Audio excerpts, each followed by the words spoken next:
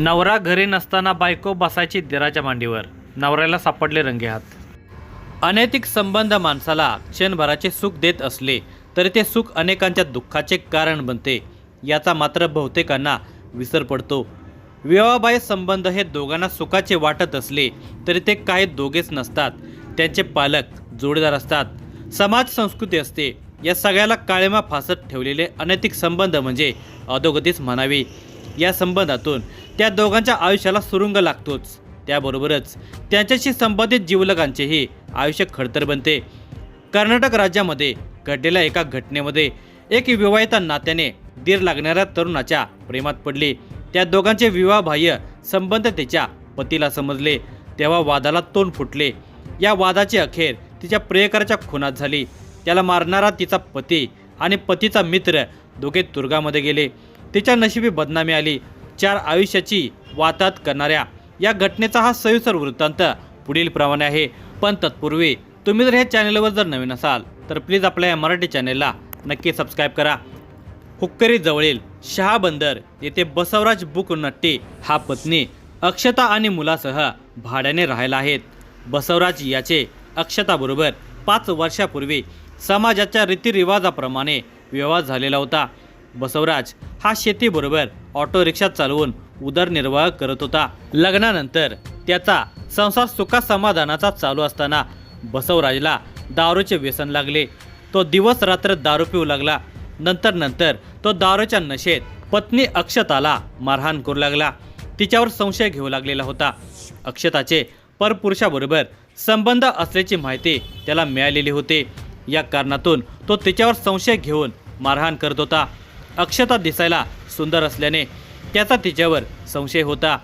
या संशयाला खरे तर जागा होती, कारण अक्षता आपल्या मोबाईलवरून कोणाशी तरी बोलत होते। एकदा त्याने तिचा मोबाईल चेक केला असता तिच्या मोबाईलवर आपल्याच भावकीतील महांतेश बुकनट्टी याचे वारंवार फोन येत होते। तसेच अक्षताही त्याच्याशीच फोनवर बोलत असल्याचे त्याला दिसून आले। तसेच ते दोघे बाहेर भेटत होते आणि आपण घरी नसताना महांतेश हा घरी येऊन अक्षताशी लगट करत असल्याची माहिती त्याला मिळाली। त्यातूनच बसवराज आणि त्याची पत्नी अक्षता यांची रोजच भांडणे होत होती। या भांडणामध्ये बसवराज हा तिला अर्वाच्य भाषेत शिव्या देत मारहाण करत होता। त्याचा तिच्यावरील संशय खरा ठरत असल्याने त्याच्या पायाखालची जमीनच सरकलेली होती। आपली पत्नी आपल्या माघारी भावबंधातील तरुणाच्या नादी लागलेली आहे हे तो सहन करू शकत नव्हता। हळूहळू भावकीत अक्षता आणि महांतेश यांच्यात त्या संबंधाची चर्चा होऊ लागली होती। या चर्चेने बसवराजला मान खाली घालावी लागत होते।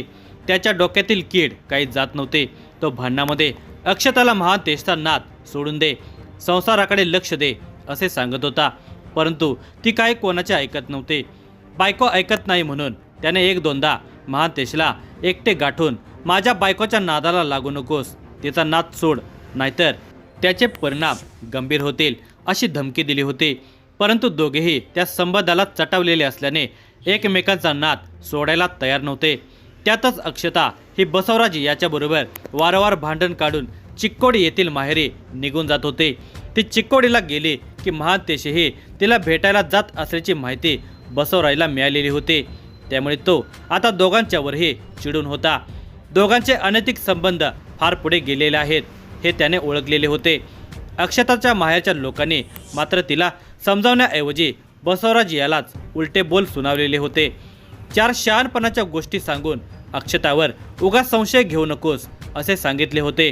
तसेच तो भांडतो या कारणातून तिच्या माहेरच्यांनी त्याला मारहाण केलेली होती।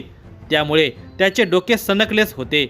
काही करून आपल्या संसाराचे वाटोळे करणाऱ्या महांतेशला आणि बायको अक्षताला सोडायचे नाही हे त्याने पक्के ठरवलेले होते।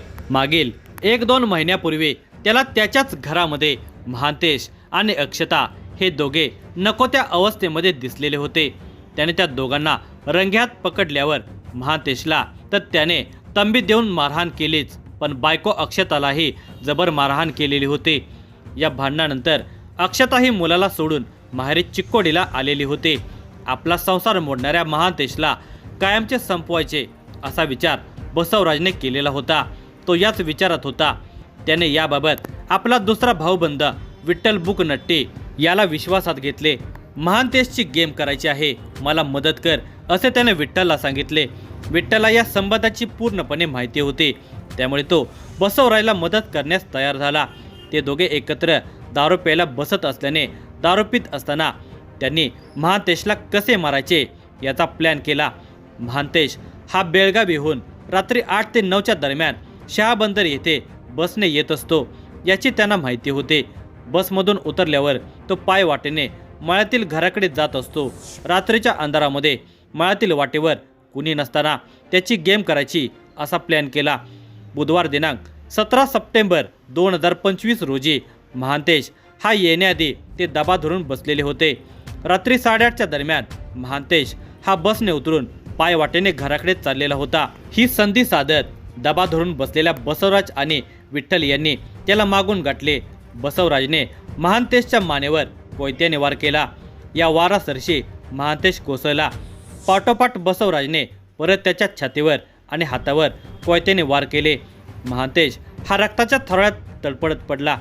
सुटकेसाठी धडपडत होता, मात्र परिसरामध्ये कुणीच नसल्याने महांतेशच्या ओरडण्याचा काहीच फायदा झाला नाही.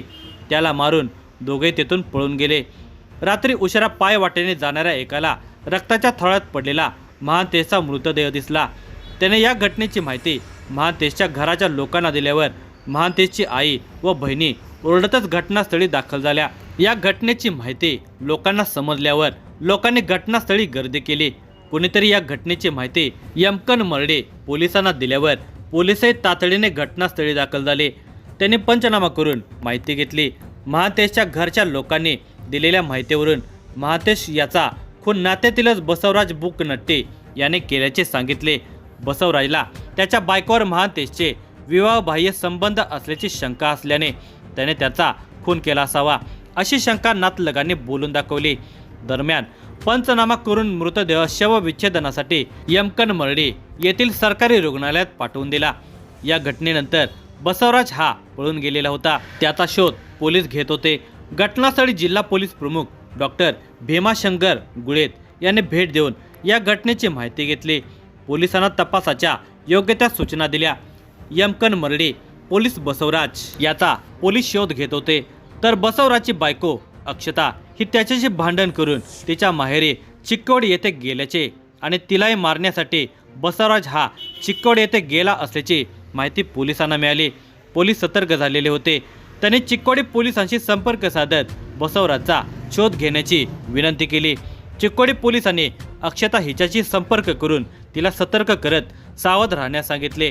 तिने चिक्कोडी पोलिसांना सांगितले की तिचा पती तिचा शोध घेत तिच्या माहेरच्या घराकडे आला होता. त्यावेळी त्याने दारूच्या नशेत त्याच्या घराचा दरवाजा 2-3 वेळा ठोठावलेला होता, परंतु तिने त्यावेळी दरवाजा न उघडल्याने तो तेथून परत गेला आहे.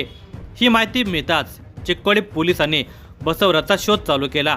तो चिक्कोडी येथील एका लॉजमध्ये दारूच्या नशेत सापडला. पोलिसांनी त्याच्याकडील पिशवीतील वस्तूंची पाहणी केली. त्याच्या पिशवीमध्ये रक्ताने माखलेला कोयता होता. चिक्कोडी पोलिसांनी त्याला ताब्यात घेऊन त्याच्याकडे अधिक चौकशी केली असता त्याने हुक्केरी तालुक्यातील शहाबंदर येथे काल रात्रीच आपण आपल्या नात्यातील चुलत भाऊ महांतेश बुकनट्टे याचा खून करून आल्याचे सांगितले. त्याला ताब्यात घेऊन चिक्कोडी पोलिसांनी यमकन मर्डे पोलिसांच्या ताब्यात दिले. यमकन मर्डे पोलीस या घटनेचा तपास करत असताना बसवराज याला मदत करणाऱ्या विठ्ठल बुकनट्टे यालाही ताब्यात घेण्यात आलेले आहे. महांतेश बुकनट्टे याच्या आईने दिलेल्या फिर्यादीनुसार महांतेश सिद्धापा बुकनट्टे वय वर्ष 24 याच्या खून प्रकरणी बसवराज बुकनट्टे वय वर्ष 30, विठ्ठल बुकनट्टे वय वर्ष 28 या दोघांच्या विरोधात भारतीय न्याय संहिता कलम 103(1) प्रमाणे गुन्हा दाखल करण्यात आला. त्यांना अटक करण्यात आलेली आहे. या घटनेचा तपास यमकन मर्डे पोलीस स्टेशनचे पोलीस निरीक्षक जावेद मुशापुरी यांच्या मार्गदर्शनाखाली पुढील तपास सुरू आहे.